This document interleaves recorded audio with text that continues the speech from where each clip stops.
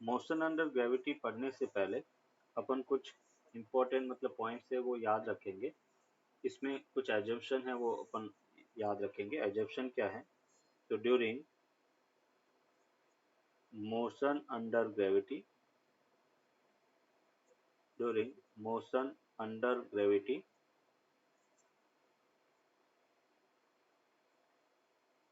we assume we assume the gravity acceleration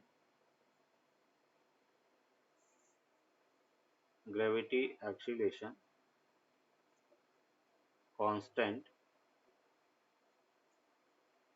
gravity acceleration constant throughout the motion। जब भी अपन कह रहे particle under gravity motion करेगा तो इस पूरी मोशन में अपन जी को कांस्टेंट लेके चलते हैं। हालांकि जी हाइट के साथ वेरी करता है ना, जी डेप्थ के साथ भी वेरी करेगा, बट अभी अपन मोशन अंडर ग्रेविटी से रिलेटेड जो प्रॉब्लम सॉल्व करेंगे वहां पर जी को अपन एज ए कांस्टेंट लेके चलेंगे। तो जी की जो वैल्यू है वो क्या होता है, 9.8 मीटर पर सेकेंड स्क्वायर है। और प्रॉब्लम सॉल्व करने के लिए हम उसको अप टू 10 मीटर पर सेकेंड स्क्वायर ले सकते हैं। अगर हम एफपीएस सिस्टम में बात करें, ये कौन से सिस्टम में वैल्यू है? SI system. अगर हम एफपीएस सिस्टम में बात करें तो इसकी वैल्यू 32 फीट पर सेकेंड स्क्वायर के इक्वल है। ये एफपीएस सिस्टम में इसकी वैल्यू है।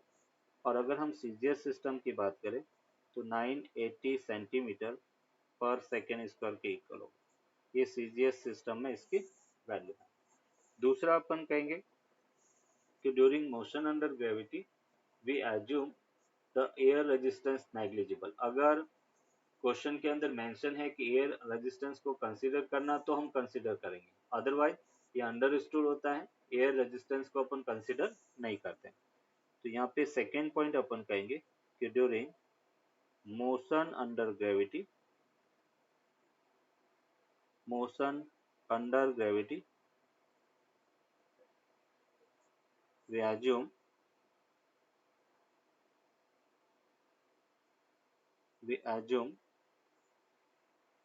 the air resistance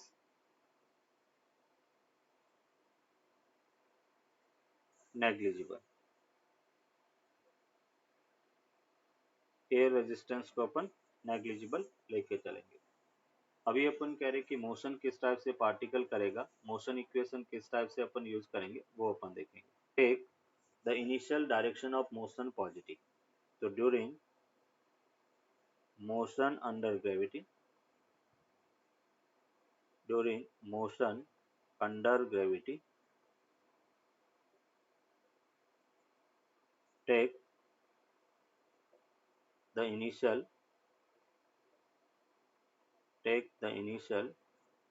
direction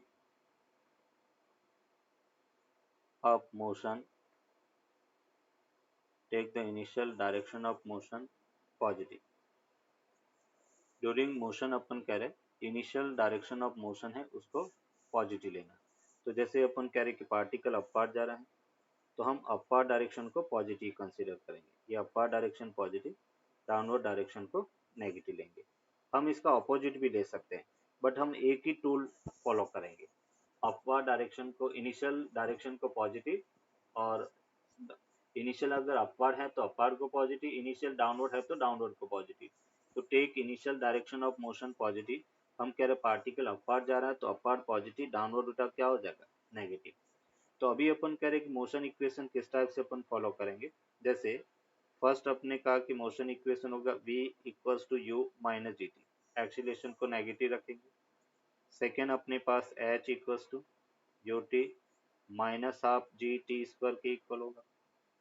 third equation की अगर अपन बात करें तो v square equals to u square minus two g h के इक्वल होगा। एंड फोर्थ इक्वेशन को अपन कह सकते हैं h n equals to u minus half g two n minus one के इक्वल होगा। ये अपन कह रहे कि चार मोशन इक्वेशन होगी। जब पार्टिकल ऊपर थ्रो कर रहे हैं तो अपन कहेंगे first motion equation v equals to u minus g t, second h equals to u t minus half g t square, third v square equals to u square minus 2gh, and fourth h nth equals to u minus half g 2n minus 1। अभी अपन कहेंगे कि जब particle को हमने अपवार throw किया तो eight maximum height particle की velocity become zero. तो हम यहाँ पर कहेंगे कि at the maximum height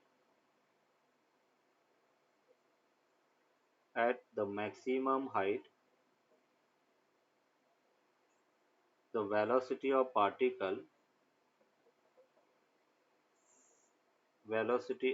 the particle becomes zero। velocity of the particle becomes zero। और जब वेलोसिटी जीरो है तो final velocity zero, u minus g T तक। तो यहाँ से अगर time of accent upon find करें ऊपर जाने का टाइम, तो वो u बाई जी के इक्वल होगा। एक टाइम u के टर्म्स में u बाई जी हो गया। दूसरा अपन कह रहे हैं कि थर्ड मोशन इक्वेशन में जीरो का square equals to u square minus two g h. तो यहाँ से इनिशियल स्पीड क्या मिला, √2gh।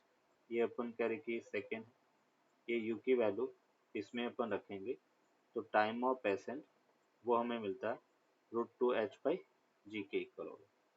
तो अभी इसको एज ए कंसेप्ट अपन याद रखेंगे, ये टाइम ऑफ एसेंट है।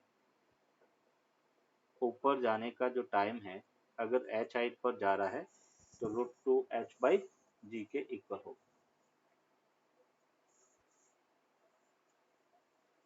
तो ये अपवार्ड मोशन है, और अपवार्ड मोशन में मैक्सिमम हाइट पर पार्टिकल की वेलोसिटी हमेशा जीरो होती है। ये हम बात कर रहे हैं downward motion.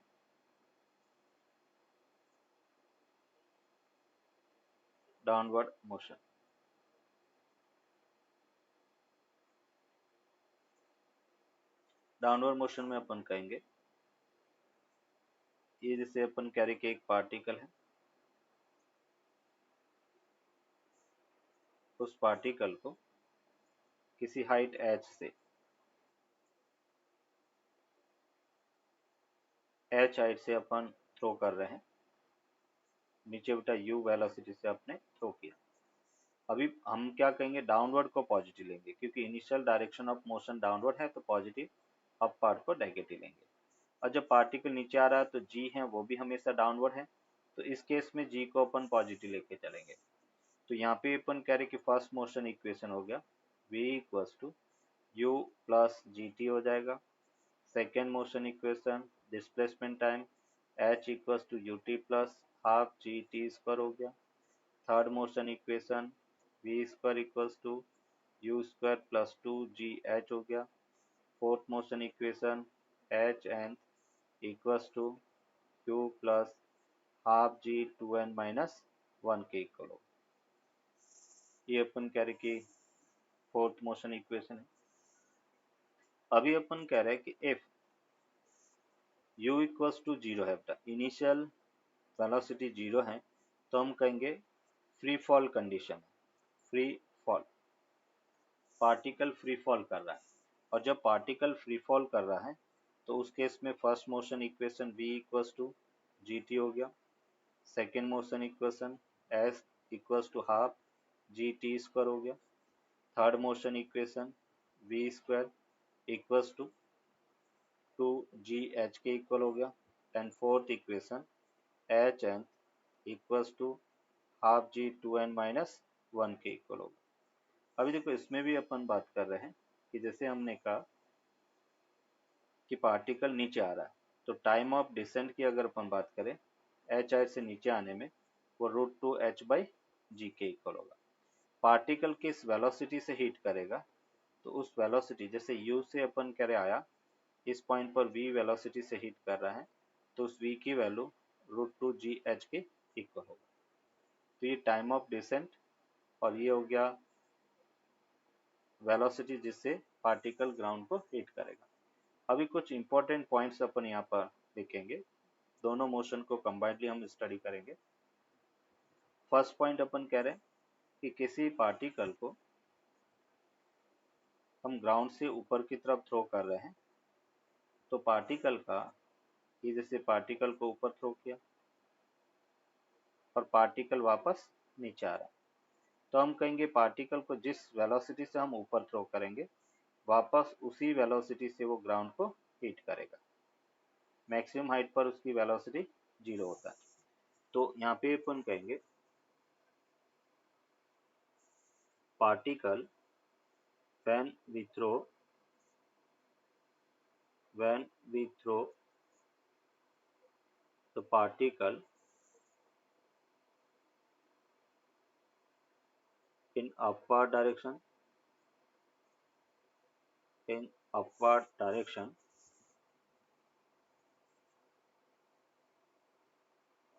with some velocity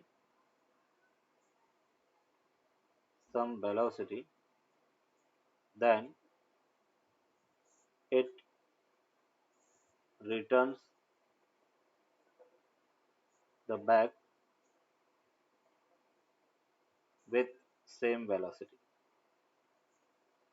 वो ओपन कैरी की ग्राउंड पर भी सेम वेलोसिटी से वापस आता है।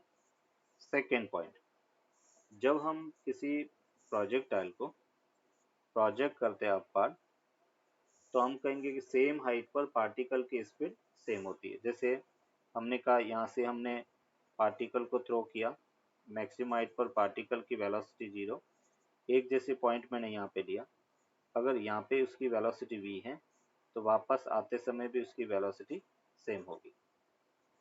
यहाँ पे वेलोसिटी u था तो इस पॉइंट पे भी उसकी वेलोसिटी u होगा। तो जब हम किसी पार्टिकल को अपवर्ड प्रोजेक्ट करते हैं तो हम कहेंगे at same height the speed of the part, velocity नहीं, velocity will be change but speed remains the same. तो यहाँ पे अपन कहेंगे कि at same height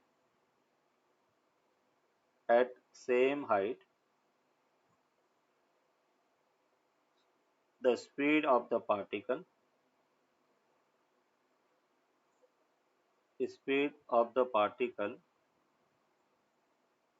will be same।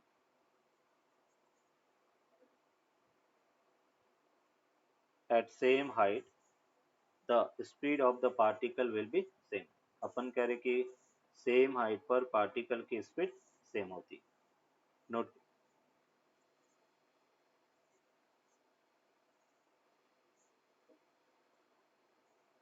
Speed बेटा सेम होता है। तो यहाँ पे अपन कहेंगे when we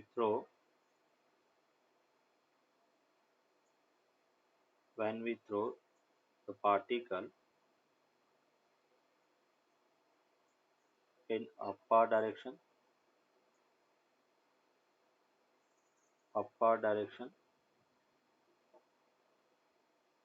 then the time of ascent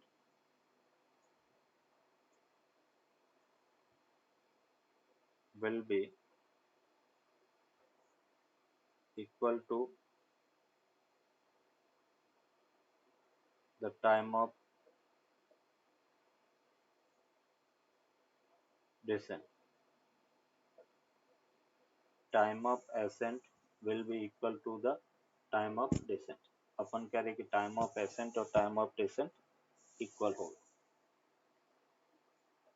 fall कर रहे हैं, दूसरा पार्टिकल उसको u स्पीड से हॉरिजॉन्टल थ्रो कर रहे हैं, तो इसमें से कौन सा पार्टिकल ग्राउंड पे पहले पहुंचेगा वो अपने को बताना है।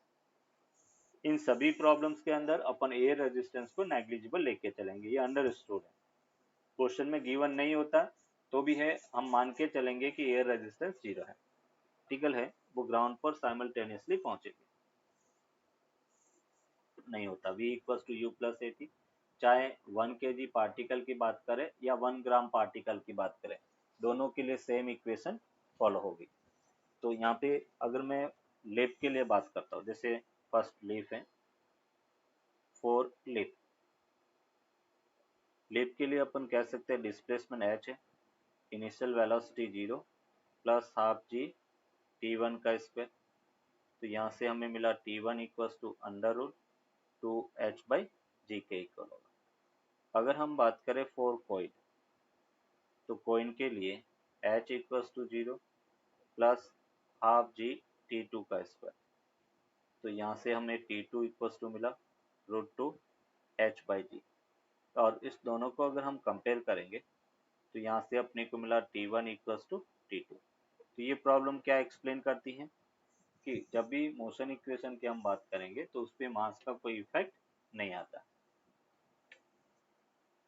के इक्वल है find the time by which the person listens the sound of splash of stone in water after releasing the stone if the sound of speed if the sound speed is v।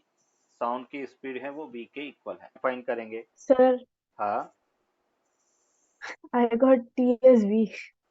कितना? t is v। Yes, sir. How is it possible? Dimensionally incorrect, time speed के equal हो ही नहीं सकता है।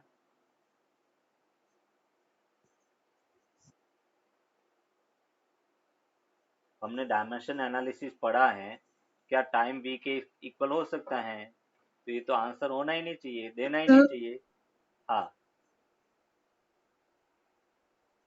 sir, is it v square by t? v square by T. अभी dimension check करो, v square by T कैसे हो सकता है? अपने को टाइम ही तो फाइंड करना है। Yes, sir. टाइम फाइंड करना और टाइम के फॉर्म में आप आंसर दे रहे हो।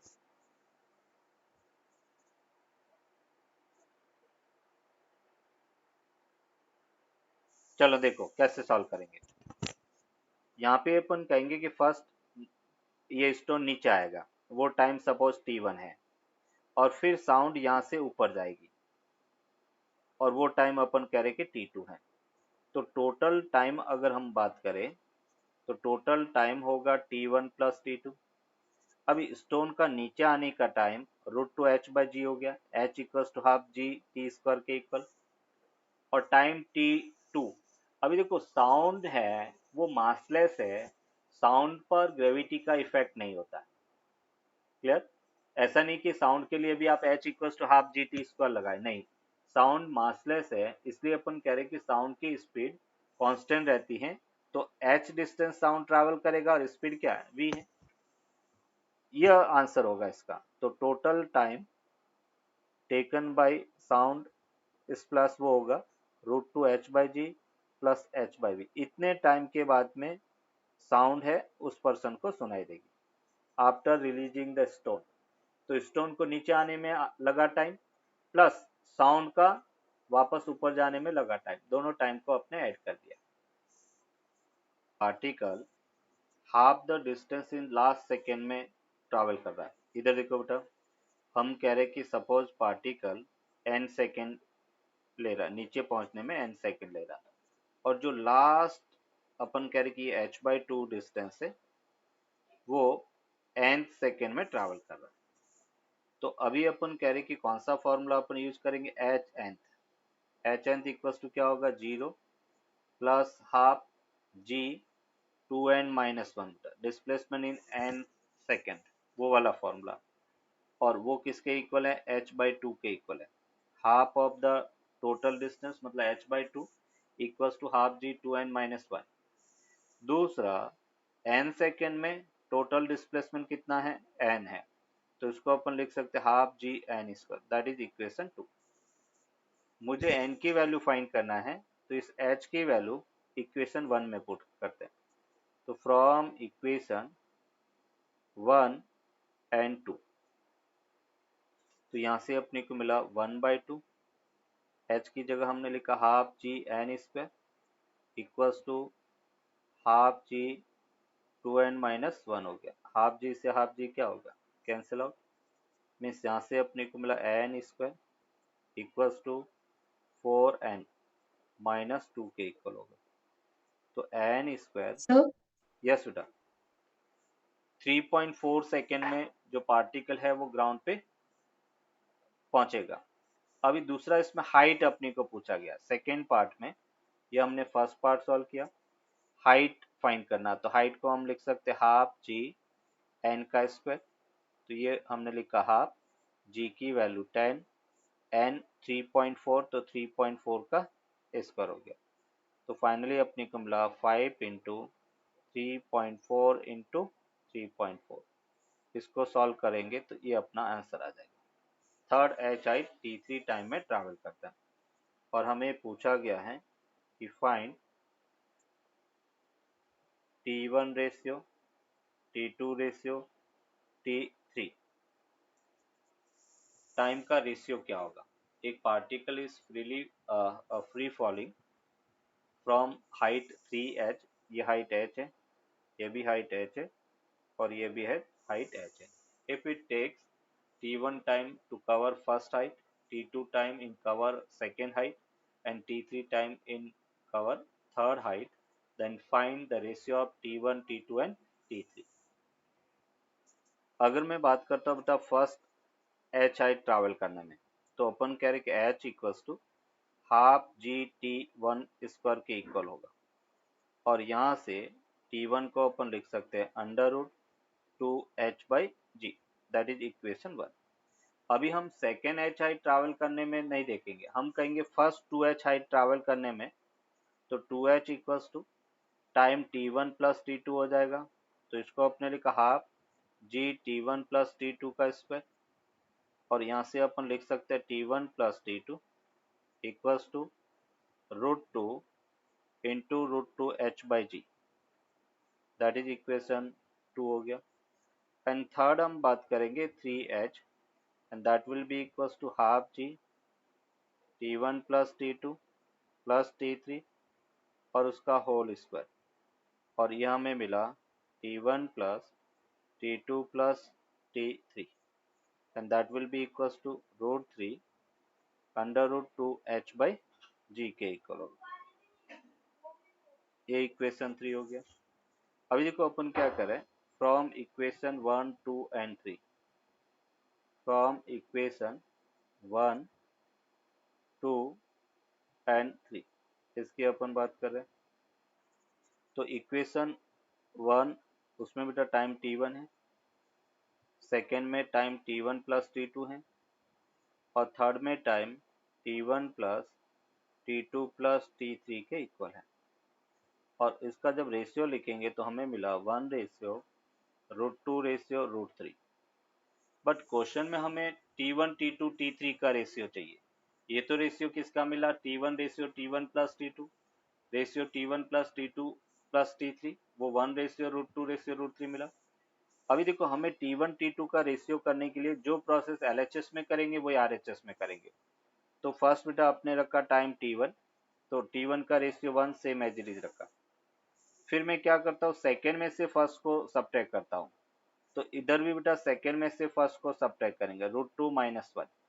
जो काम LHS में कर रहे हैं वही काम RHS। T1 प्लस T2 में से T1 को सब्ट्रैक्ट किया तो T2 मिला, तो RHS में भी मैंने रूट 2 में से 1 को सब्ट्रैक्ट कर दिया। अभी मैं क्या करूंगा, third T1 plus T2 plus T3 में से T1 प्लस T2 को सब्ट्रैक्ट करूंगा, तो ये हमें T3 मिला।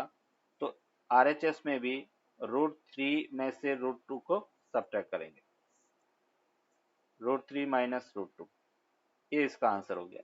मिस यहाँ से अपने को मिला T1 ratio T2 ratio T3 1 ratio root 2 ratio minus 1 ratio root 3 minus root 2 के इक्वल हो, ये इसका आंसर।